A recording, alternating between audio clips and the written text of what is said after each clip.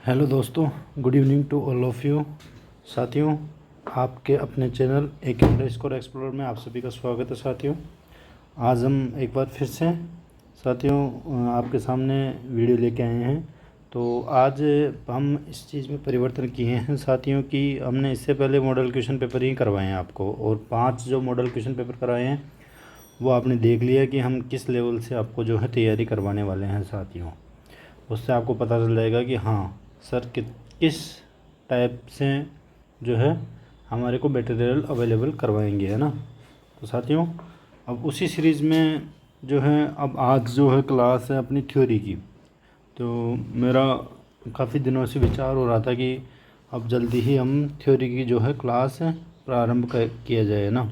और उसमें भी जो कंटेंट है साथियों, क्योंकि यूट्यूब पे काफ़ी सारे चैनल्स हैं, काफ़ी सारे लोग जो है इसको पढ़ा रहे हैं। तो मेरा विचार ये था कि बाकी नॉर्मल जो सामान्य जानकारी है वो लगभग सभी पढ़ा देते हैं, है ना। तो मैं सबसे हटके और कुछ विशेष ऐसी जानकारी लेके आऊँ जो बाकी लोग नहीं करवा रहे हैं ना। तो अभी सबसे पहले उद्देश्य ये नहीं है कि जो बाकी लोग पढ़ा रहे हैं वहीं से अपन शुरुआत कर दें और वही क्वेश्चन अपन पढ़ाते रहें, तो उससे कोई मतलब नहीं है बच्चों का जो है समय ख़राब होने का।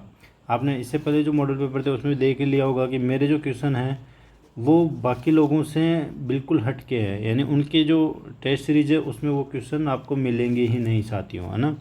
वो क्वेश्चन आपको मिलेंगे ही नहीं, चाहे कहीं भी देख लेना, वो क्वेश्चन आपको नहीं मिलने वाले, है ना। किसी के भी जो है क्वेश्चनों में वो क्वेश्चन आपको नहीं मिलेंगे साथियों। तो सबसे हट के जो है हम क्वेश्चन लेके आ रहे हैं आपके लिए। तो इसी तरह से थ्योरी के मटेरियल भी अभी फ़िलहाल मेरा विचार ये है कि हम ऐसे क्वेश्चन लेके आए जो एग्ज़ाम में डायरेक्ट पुटअप होने वाले हैं, है ना। और लगभग जो बार बार रिपीटेड क्वेश्चन है, अधिकतर टीचर वही पढ़ा रहे हैं। तो मेरा उद्देश्य ये है कि रिपीटेड क्वेश्चन तो आप कहीं से भी पढ़ लोगे, है ना। ओल्ड क्वेश्चन पेपर तो कहीं से भी पढ़ सकते हैं, लेकिन जो आपने नहीं पढ़ा वो मटेरियल आपको जब एग्ज़ाम में बैठोगे तब ऐसा लगेगा कि ये क्वेश्चन कहाँ से आ गया। तो इस टाइप का जो मटेरियल है वह मैं आपके लिए लेके आ रहा हूँ साथियों, है ना, जो बाकी कहीं भी आपको मिलने वाला नहीं है।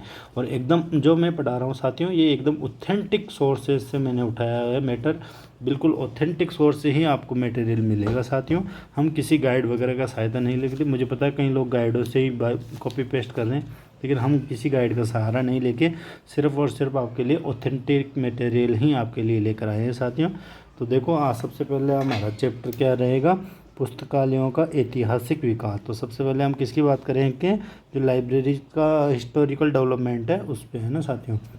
तो इस चैप्टर में हम सबसे पहले बात करते हैं साथियों, पहला पॉइंट है साथियों, इसको नोट डाउन कर लेना, आपको नोट डाउन कर लेना, अथवा अगर आप खुद के जो है लेख में अगर लिखोगे तो आपको जो है अच्छे से याद भी रहेगा साथियों और अच्छे से समझ में भी आएगा। तो जिस तरीके से आपको समझ में आ रहा है उस तरीके से आप लिखते रहना साथियों, है ना। तो देखो, सबसे पहले पुस्तकालय एक सामाजिक संस्था है। तो साथियों, यह एक अच्छा क्वेश्चन है, डायरेक्ट पूछे जाने वाला क्वेश्चन है। पुस्तकालय एक है तो क्या है, एक सामाजिक संस्था है साथियों, है ना। एक सरकारी संस्था इसको हम नहीं कहेंगे, है ना, या सेमी गवर्नमेंटल नहीं कहेंगे, या सरकारी संस्था नहीं कहेंगे साथियों। क्या कहेंगे हम इसको, पुस्तकालय क्या है, एक सोशल इंस्टीट्यूट। क्या है साथियों, एक सोशल इंस्टीट्यूट, है ना। साथ के साथ जो इंग्लिश मीडियम वाले स्टूडेंट है वो सोशल इंस्टीट्यूट इसको लिख सकते हैं साथियों, है ना।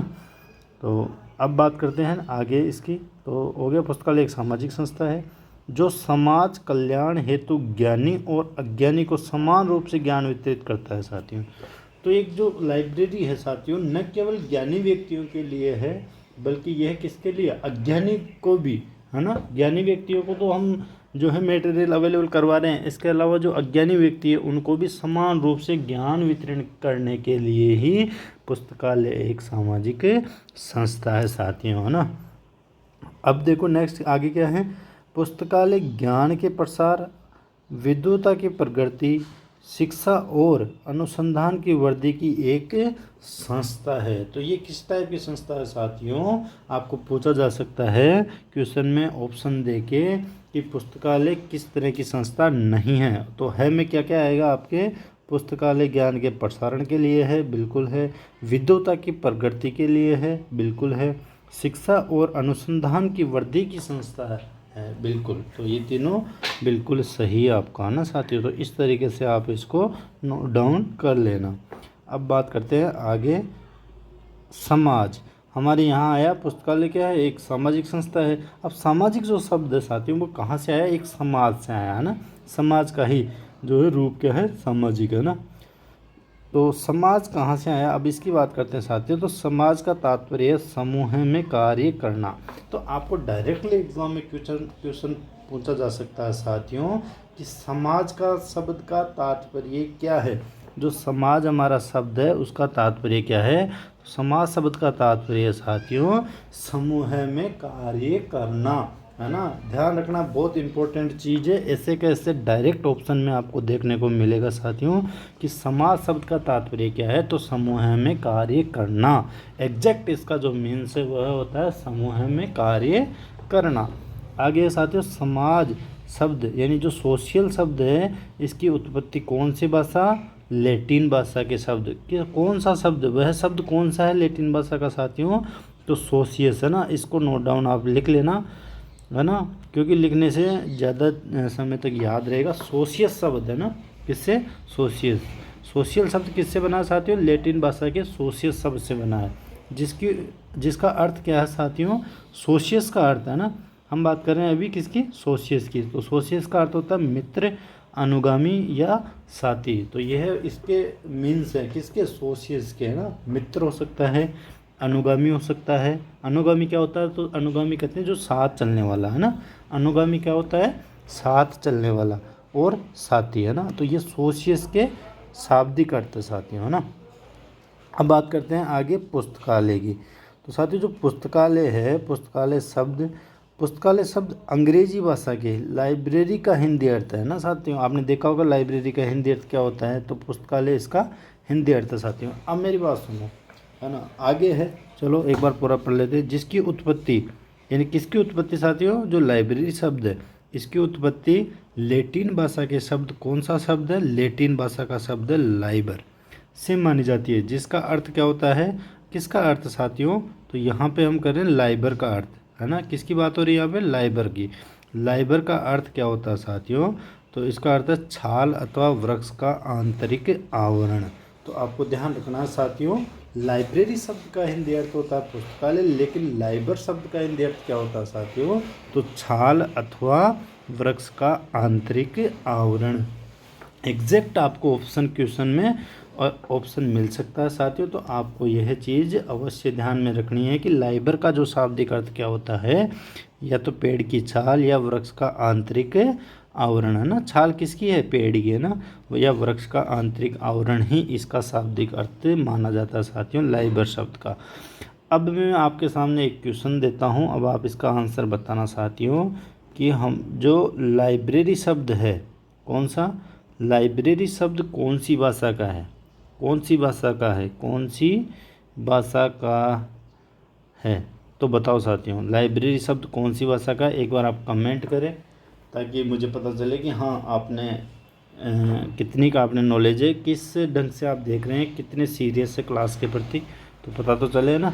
लाइब्रेरी जो शब्द है कौन सी भाषा का है। अब इसका आंसर में जो अपनी नेक्स्ट वाली क्लास होगी उसमें आपको इसका आंसर बताऊंगा, लाइब्रेरी शब्द कौन सी भाषा का है। आज मैं इसका आंसर नहीं बताऊंगा, और उसमें ये भी बताऊंगा कि किन किन बच्चों ने, प्रत्येक बच्चे का नाम लेके किन किन बच्चों ने इसका बिल्कुल सही जवाब दिया है। जो सही जवाब देंगे उनका मैं नाम भी वीडियो में लूँगा साथियों, है ना।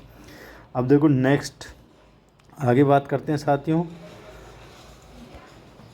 रोमन और अन्य भाषाओं में किसकी बात हो रही है, रोमन और अन्य भाषाओं की। मैं पुस्तकालय के लिए बिब्लियोथेका नामक शब्द का उपयोग किया जाता था। तो साथियों ध्यान रखना, रोमन और जो रोमन से संबंधित अन्य भाषाएं हैं, इसमें जो हमारी लाइब्रेरी है यानी पुस्तकालय है उसके लिए कौन सा शब्द यूज में लिया जाता था साथियों, तो बिब्लियोथेका नामक जो शब्द है वह यूज में लिया जाता था पुस्तकालयों के लिए। कौन सा शब्द, बिब्लियोथेका। कौन सी भाषाओं में, रोमन और अन्य भाषाओं में। अब देखो इसकी उत्पत्ति, जिसकी उत्पत्ति ग्रीक यानी किसकी उत्पत्ति, यहाँ किसकी बात हो रही है, बिब्लियोथेका की, है ना। ग्रीक भाषा के बिब्लियोथेका नामक शब्द से हुई है। बोब्लियोथेका, किससे? बोब्लियोथेका। अब यहाँ ध्यान रखना वर्ड कौन सा है? बिब्लियोथेका। उत्पत्ति किससे? बोब्लियोथेका। यानी यहाँ जो ओ है और यहाँ आई है, ये डिफरेंस है ना। तो ये आपको एग्जाम में डेफिनेटली पूछा जा सकता है कि रोमन और अन्य भाषाओं में पुस्तकालय के लिए जो बिब्लियोथेका नामक शब्द उपयोग में किया जाता था, इसकी उत्पत्ति ग्रीक भाषा के कौन से शब्द से हुई थी? तो कौन से शब्द से हुई थी साथियों? बोब्लियोथेका ना, बोब्लियोथेका ना। ये ध्यान रखना, मोस्ट इम्पोर्टेंट चीज़ है साथियों, मोस्ट इम्पोर्टेंट क्वेश्चन आपके लिए बन सकता है। और कौन सी जो है लैंग्वेज का है ये? तो ग्रीक लैंग्वेज का है ना साथियों, ये भी आपको ध्यान में रखना है। अब आगे बात करते हैं साथियों, जिसका उपयोग, अब यहाँ किसकी बात हो रही है? इस बिब्लियोथेका की है ना साथियों, किसकी? बिब्लियोथेका, जिसका उपयोग बुक के लिए किया जाता था। किसका उपयोग? बिब्लियोथेका, बोब्लियोथेका नामक, जिसका उपयोग बुक के लिए किया जाता था। अब यहाँ पे साथियों जिसका उपयोग बिब्लियोथेका के लिए यहाँ पे बात हो रही है, न कि बिब्लियोथेका के लिए। किसके लिए? बोब्लियोथेका के लिए। इस बोब्लियोथेका की बात हम कर रहे हैं जिसका उपयोग पुस्तक बुक के लिए किया जाता था। किसका? बोब्लियोथेका का। बोब्लियोथेका शब्द है, इसका उपयोग किसके लिए किया जाता था साथियों? तो बुक के लिए किया जाता था ना। तथा बाइबल शब्द की व्युत्पत्ति भी इसी शब्द से हुई है। तो वेरी इंपॉर्टेंट चीज़ है साथियों कि हमारे बाइबल जो शब्द है इसकी उत्पत्ति किससे हुई है? तो बोब्लियोथेका से इसकी उत्पत्ति हुई है साथियों। यह हमारे को ध्यान में रखना है, जिसका साधारण अर्थ क्या होता है? द बुक ही होता है। किसका? बाइबल का। बाइबल शब्द की उत्पत्ति भी इसी से हुई है और इसका बाइबल का साधारण अर्थ क्या होता है साथियों? तो द बुक इसका साधारण अर्थ होता है। किसका? बाइबल का। आपको पूछा जा सकता है, आपने बाइबल नाम तो हर जगह देखा होगा, कई बार सुना भी होगा, लेकिन इसका आपको साधारण अर्थ नहीं पता था तो वो नोट डाउन कर लेना। इसका द बुक इसका साधारण अर्थ होता है साथियों। तो ये चीज़ आपको नोट डाउन करनी है। अब बात करते हैं नेक्स्ट किसकी? विभिन्न देशों में प्राचीन पुस्तकालय। तो हम किसकी बात कर रहे हैं साथियों? विभिन्न देशों के जो प्राचीन पुस्तकालय हैं, अब हम उनकी बात कर रहे हैं। तो देखो कौन कौन से देश में कौन कौन से पुस्तकालय थे, है ना साथियों। तो देखो बेबीलोनिया, सबसे पहले किसकी बात हो रही है? बेबीलोनिया की, है ना। बेबीलोनिया, सुमेरिया और असीरिया मेसोपोटामियम घाटी के अंतर्गत आते हैं। तो यह तीनों किसके अंतर्गत आते हैं? यह तीनों मेसोपोटामियन घाटी के अंतर्गत आते हैं साथियों, ये ध्यान रखना। यहाँ पर कहाँ पर अब बात किसकी हो रही है साथियों? बेबीलोनिया की, है ना। इनकी सुमेरिया की, असीरिया की बात नहीं हो रही है। अब हम किसकी बात कर रहे हैं? बेबीलोनिया की। बेबीलोनिया यहाँ पर मर्द पट्टिकाओं यानी क्ले टैबलेट, मर्द पट्टिकाओं का नाम तो आपने सुना होगा, क्ले टैबलेट्स, है ना, का उपयोग लेखन कार्यों के लिए होता था। कहाँ पे होता था साथियों? क्ले टैबलेट का लेखन कार्य के लिए। तो बेबीलोनिया में क्ले टैबलेट्स का उपयोग जो है लेखन कार्यों के लिए होता था। और आगे बात करते हैं बेबीलोनिया के प्रसिद्ध पुस्तकालय। तो ये भी आपको पूछा जा सकता है साथियों, बेबीलोनिया के प्रसिद्ध पुस्तकालय कौन कौन से हैं? बोरिप्पा और हुम्युराडी। तो आपको आने वाले एग्जाम्स में नेट या सेट या अन्य अदर एग्ज़ाम है उनमें पूछा जा सकता है साथियों कि बोरिप्पा और हुम्युराडी जो प्रसिद्ध पुस्तकालय थे वह कहाँ के थे? ऑप्शन में दे देगा बेबीलोनिया, सुमेरिया, असीरिया और चौथा कोई अदर ऑप्शन, है ना। तो इस तरीके से आपको यह ध्यान में रखना है। बेबीलोनिया के प्रसिद्ध पुस्तकालय कौन कौन से हैं? बोरिप्पा और हुम्युराडी, है ना, ये आपको ध्यान में रखना है साथियों। अब आगे बात करते हैं साथियों 2 नंबर पे किसकी? असीरिया की। असीरिया की हम बात करते हैं साथियों। असीरियन सम्राट, असीरियन एक सम्राट था अशुरबनिपाल, है ना, जिसका काल था 669 से लेके 633 ईसा पूर्व। तो साथियों यहाँ पे हम किसकी बात कर रहे हैं? ईसा पूर्व की। इसलिए सबसे पहले बड़ा अंक फिर है ना छोटा अंक, इसी तरह चलता है ना। ईसा पूर्व, यहाँ ईसा पूर्व की बात हो रही है, ये ध्यान में रखना है ना, ईस्वी की बात नहीं हो रही है। ईस्वी में बढ़ेगा और ईसा पूर्व में घटेगा, है ना। ने किसने? अशुरबनिपाल ने एक शाही पुस्तकालय की स्थापना करी। कहाँ करी? असीरिया में, है ना। असीरिया में अशुरबनिपाल ने एक शाही पुस्तकालय, तो ये ध्यान रखना, असीरिया में एक शाही पुस्तकालय की स्थापना किसने की? अशुरबनिपाल ने, है ना। पहले तो ये ध्यान रखना। और कब करी थी? तो इसका जो काल है 669 से लेकर 633 ईसा पूर्व, है ना। तो ये ध्यान में रखना। कई बार ये भी दे देता है अशुरबनिपाल पुस्तकालय की स्थापना कब हुई थी, तो 669 से लेकर 633 ईसा पूर्व के मध्य, है ना। अशुरबनिपाल को पुस्तकालय अध्यक्ष राजा के रूप में वर्णित किया गया है। ध्यान देने वाली बात है साथियों, कौन से सम्राट को पुस्तकालय अध्यक्ष राजा के रूप में जाना जा सकता है, तो वह किसको? अशुरबनिपाल को, अशुरबनिपाल को, है ना साथियों। किसको? अशुरबनिपाल को। इंपॉर्टेंट चीज़ है, आपको ध्यान रखना। पुस्तकालय अध्यक्ष राजा किसे कहते हैं? अशुरबनिपाल को। आगे बात करते हैं, क्योंकि वह अपने शाही पुस्तकालय में कृतियों को स्वयं वर्गीकृत करता था।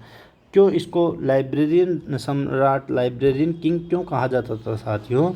क्योंकि वह अपने जो शाही पुस्तकालय है उसमें कृतियों को स्वयं, यानी ये खुद ही जो है क्लासिफाइड उनको करता था साथियों। तो जो है लाइब्रेरियन किंग किसे कहा जाता है? अशुरबनिपाल को लाइब्रेरियन किंग कहा जा सकता है ना साथियों। आगे बात करते हैं साथियों, इन्होंने ही सर्वप्रथम पूर्णकालिक कर्मचारियों की नियुक्ति पुस्तकालय प्रबंधन हेतु की थी। तो किसने सबसे पहले पूर्णकालिक कर्मचारियों की नियुक्ति लाइब्रेरी मैनेजमेंट के लिए की थी साथियों? ये भी एग्जाम में डायरेक्ट पुटअप होने वाला क्वेश्चन है। सर्वप्रथम पूर्णकालिक कर्मचारियों की नियुक्ति लाइब्रेरी मैनेजमेंट हेतु किसने की थी? तो ये करी थी अशुरबनिपाल ने। किसने? अशुरबनिपाल ने। यहाँ ध्यान रखना साथियों, काफ़ी आपको लग रहा होगा मटेरियल, तो जिस तरीके का मटेरियल आपको ये लग रहा है उससे संबंधित आप कमेंट जरूर करें साथियों। अब आगे बात करते हैं साथियों, नेक्स्ट सुमेरिया। सुमेरिया, है ना। सुमेरियंस ने ही क्यूनिफॉर्म लेखन का आविष्कार किया था, जो कि विश्व की सबसे पुरानी लेखन प्रणाली थी। कौन सी? सुमेरियंस ने ही क्यूनिफॉर्म। अब क्यूनिफॉर्म क्या है साथियों? तो विश्व की सबसे पुरानी जो लेखन पद्धति है वह है क्यूनिफॉर्म। तो इस जो विश्व की सबसे पुरानी लेखन प्रणाली क्यूनिफॉर्म, इसका आविष्कार किसने किया था? तो साथियों सुमेरियन ने ही इसका आविष्कार किया था, ना। सुमेरिया कह सकते हैं, सुमेरियंस ने, है ना। तो अब देखो नेक्स्ट आगे क्या है साथियों, तो मिस्र। मिस्र जिसको हम क्या कहते हैं? इजिप्ट, है ना। मिस्र में लेखन कार्य हेतु पेपिरस का प्रयोग सर्वप्रथम किया गया था। तो आपको डायरेक्ट पूछे जाने वाला क्वेश्चन है, पेपिरस का प्रयोग सर्वप्रथम कहाँ हुआ था? तो मिस्र में, है ना। और पेपिरस क्या है साथियों? तो ये एक पौधा होता है, पेपिरस नाम का एक पौधा होता है। तो उसकी जो टहनी होती है उसका उपयोग, उसकी जो छाल वगैरह होती है उसका उपयोग लेखन कार्य हेतु किया जाता था साथियों, है ना। तो यह है जो मिस्र है, ध्यान रखना, नील नदी के किनारे है ना। कौन सी नदी? नील नदी के किनारे कौन सा शहर है? मिस्र, इजिप्ट, जिसके कारखाने अलेक्जेंड्रिया में थे। तो जो पेपायरस के कारखाने थे वो कहाँ थे? अलेक्जेंड्रिया में। यहाँ पर मृतकों के साथ पांडुलिपियों को दफनाने का भी रिवाज था। तो आपको पूछा जा सकता है कि कहाँ पर पुराने समय में, ऐतिहासिक काल में कहाँ पे मृतकों के साथ जो है मैन्युस्क्रिप्ट, पांडुलिपियों को हम क्या कहते हैं साथियों?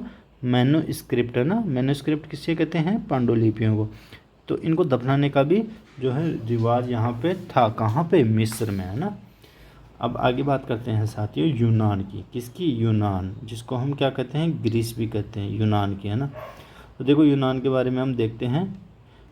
अरस्तु द्वारा, किसके द्वारा? अरस्तु के द्वारा।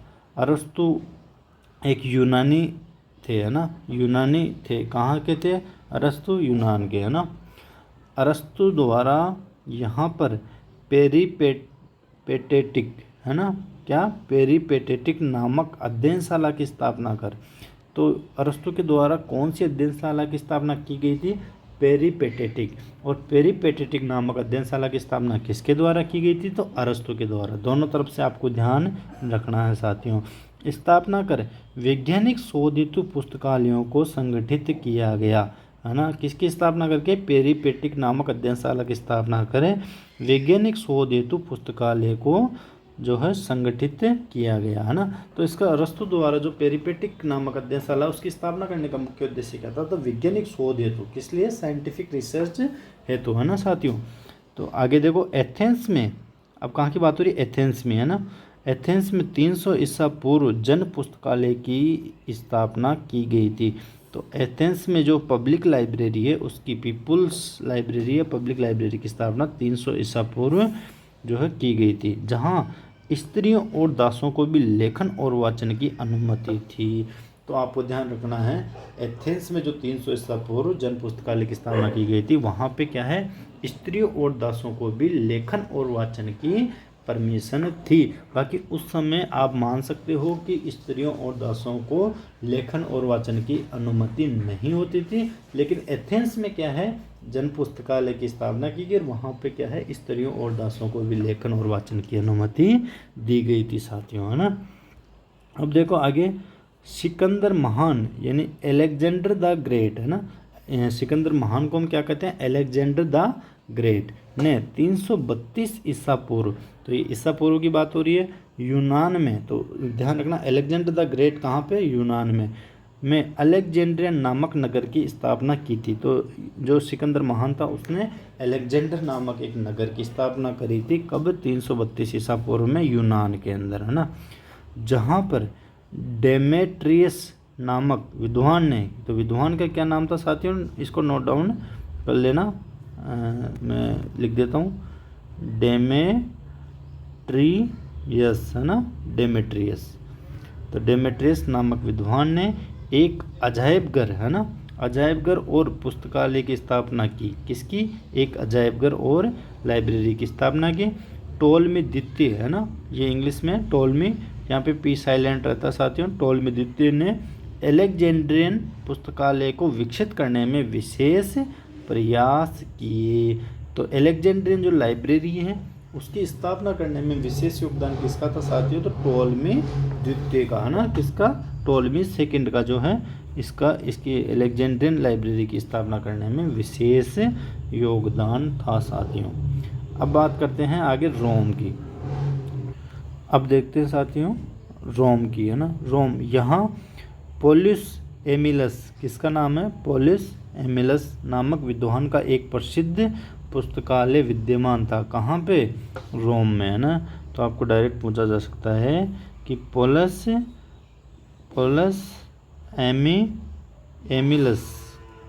एमिलस का जो है नामक विद्वान का एक प्रसिद्ध पुस्तकालय कहाँ है, तो ये रोम में है साथियों, है ना। अब आगे बात करते हैं साथियों, हम देखो इम्पोर्टेंट जो चीज़ें हैं मैंने आपके लिए लेके आया हूँ। प्रथम शताब्दी में किसकी बात हो रही है, प्रथम शताब्दी की, पाई सेंग नामक चीनी नागरिक ने मिट्टी से निर्मित चलायमान, ये क्या है साथियों, चलायमान टाइप के द्वारा, है ना, जो टाइपराइटर होता है ना, चलायमान टाइपराइटर, गतिशील जिसको हम कहते हैं, चलायमान का अर्थ है साथियों यहाँ पे गतिशील, है ना, के द्वारा मुद्रण कार्य का जो है शुभारंभ किया गया। तो प्रिंटिंग कार्य का जो शुभारंभ हुआ था वो किसने, प्रथम शताब्दी में पाइसेंग नामक एक चीनी नागरिक ने मिट्टी से एक चलायमान टाइप के द्वारा मुद्रण कार्य का जो है प्रारंभ किया गया था, है ना साथियों। अब आगे बात करते हैं कागज़ को आविष्कृत, यानी यह भी आपको पूछा जा सकता है कि कागज़ को सबसे पहले आविष्कार विश्व में कहाँ हुआ था, तो चीन में हुआ था साथियों। कागज़ को आविष्कृत करने का श्रेय चीनियों को है, जिन्होंने सर्वप्रथम कब, 1439 में इसका निर्माण किया था, 1439 में। तो आपको दोनों तरफ से एग्जाम में क्वेश्चन पूछा जा सकता है कि कागज़ का आविष्कार किसने किया था, चीनियों ने, है ना, और इन्होंने कब किया था, 1439 में। डायरेक्ट आजकल जो है एग्ज़ाम में सन के क्वेश्चन डायरेक्ट पूछे जाते हैं ना, तो आपको 1439 विशेष रूप से ध्यान में रखना है साथियों। अब बात करते हैं आगे आधुनिक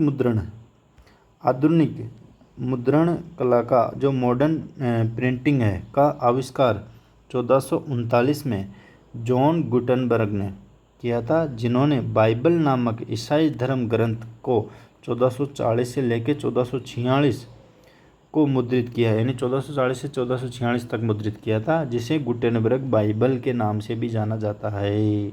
तो सबसे पहले जो गुटेनबर्ग, जॉन गुटेनबर्ग द्वारा सबसे पहले प्रिंटिंग किया गया कौन सा ग्रंथ था? बाइबल, जिसको हम किस नाम से जाना जाता है? गुटेनबर्ग बाइबल के नाम से। किस नाम से? गुटेनबर्ग बाइबल के नाम से।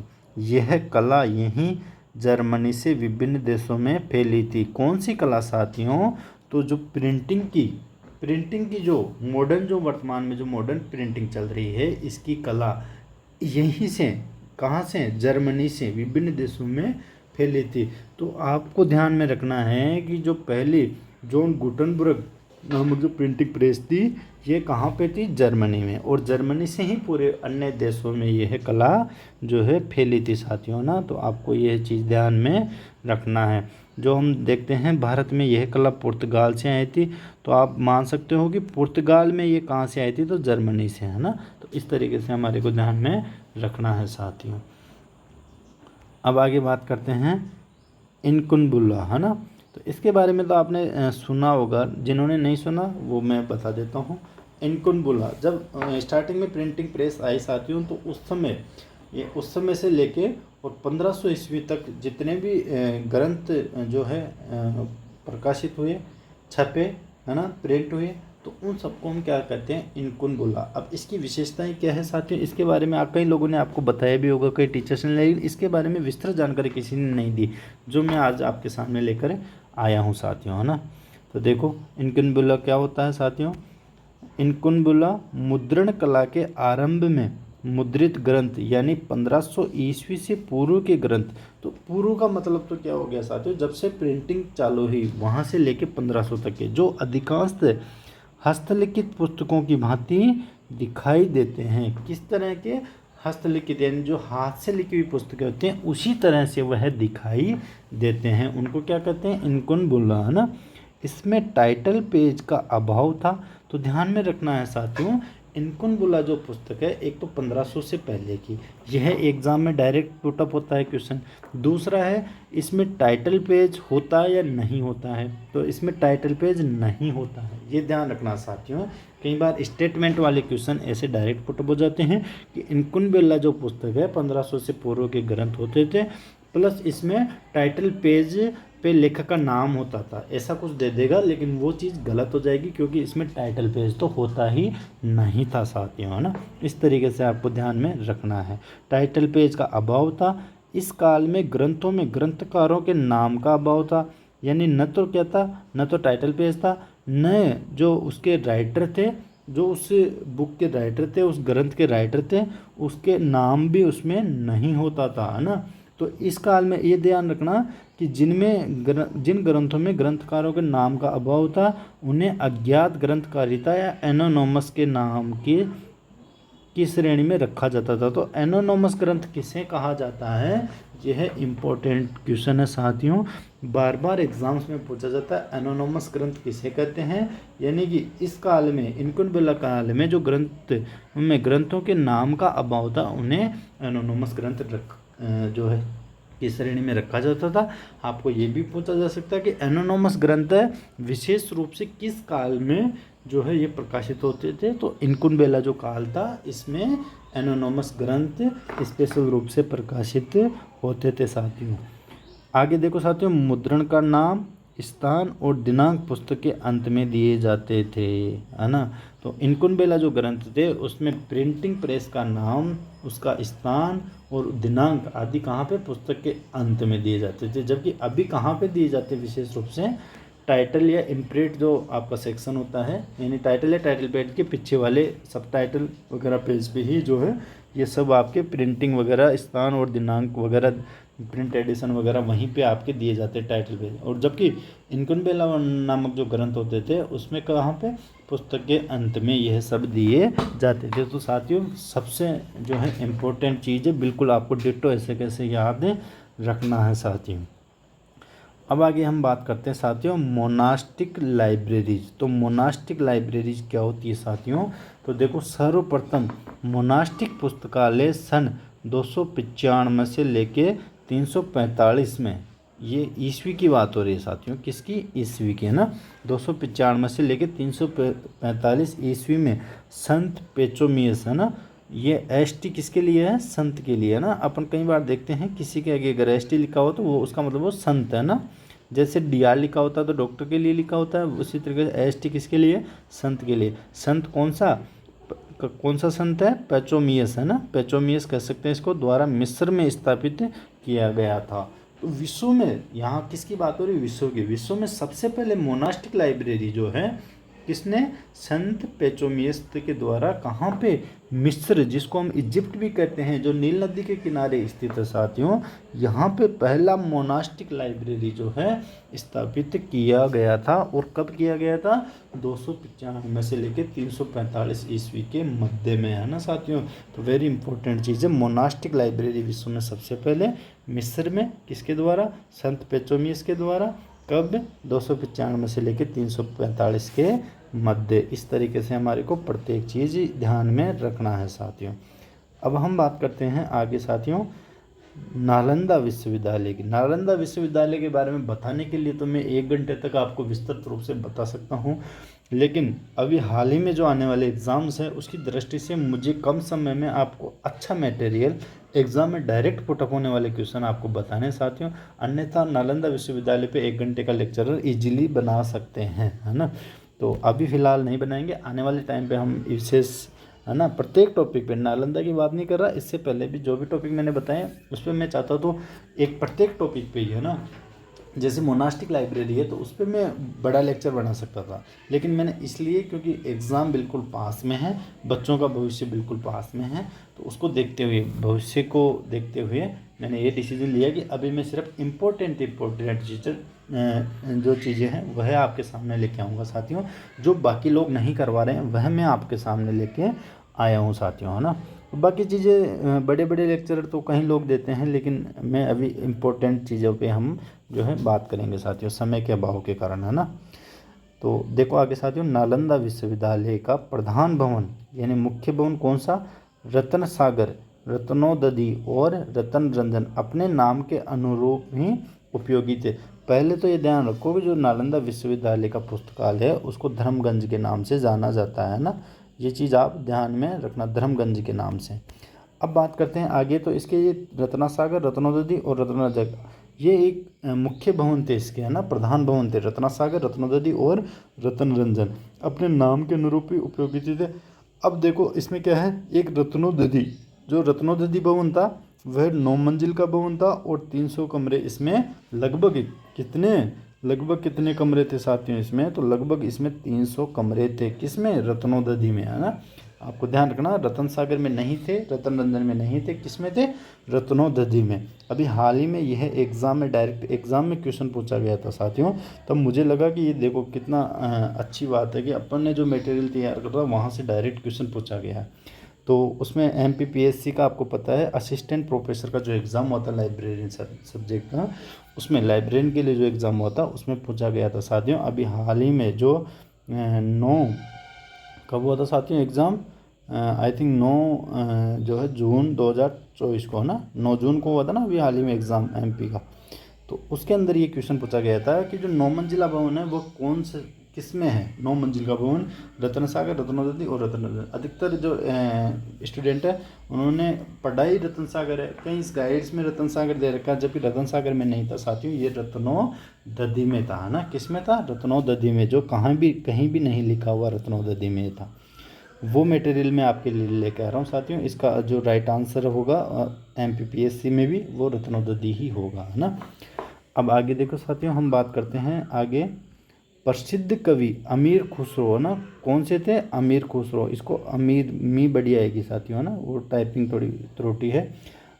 अमीर खुसरो अलाउद्दीन खिलजी का लाइब्रेरियन था। अब आपको ध्यान रखना है कि अलाउद्दीन खिलजी का लाइब्रेरियन कौन था। ये एग्जाम में किस तरीके से क्वेश्चन आएगा कि जो है अलाउद्दीन खिलजी का लाइब्रेरियन कौन था। तो अलाउद्दीन खिलजी का पुस्तकालय अध्यक्ष था अमीर खुसरो, ये ध्यान रखना साथियों।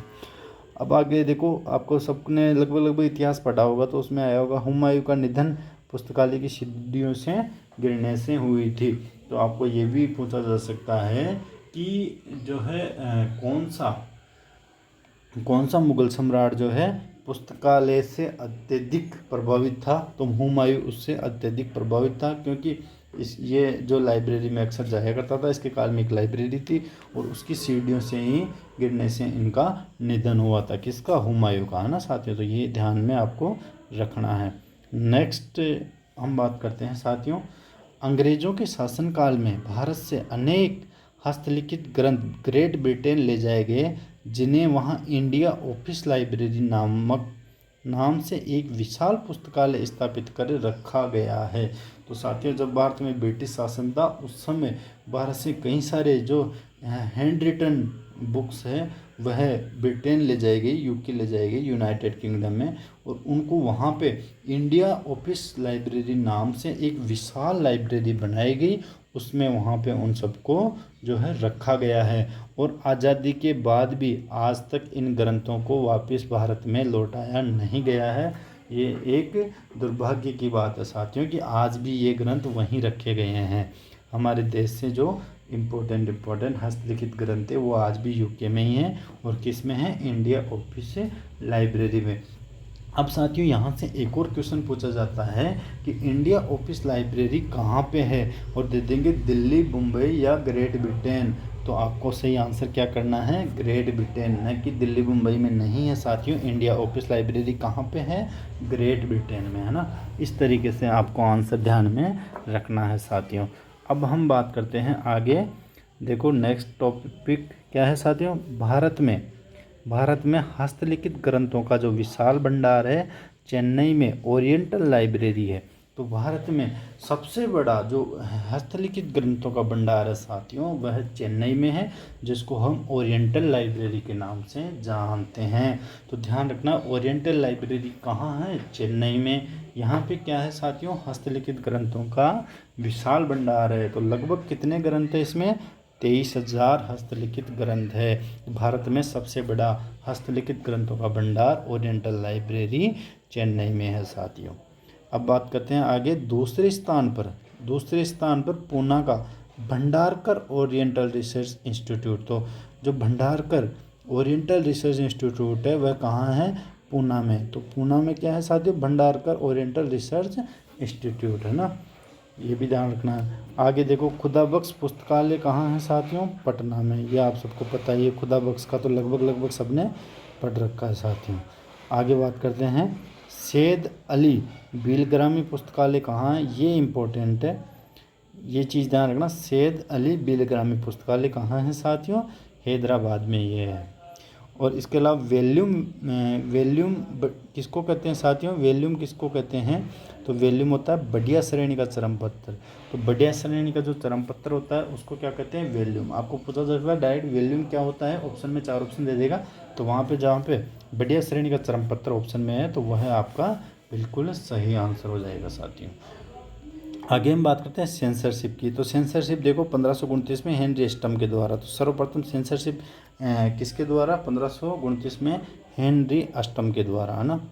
तो इस प्रकार से आज के वीडियो में यहाँ तक ही साथियों। नेक्स्ट वीडियो में जो है आगे हम लेके आएंगे आपके लिए और अच्छा मटेरियल।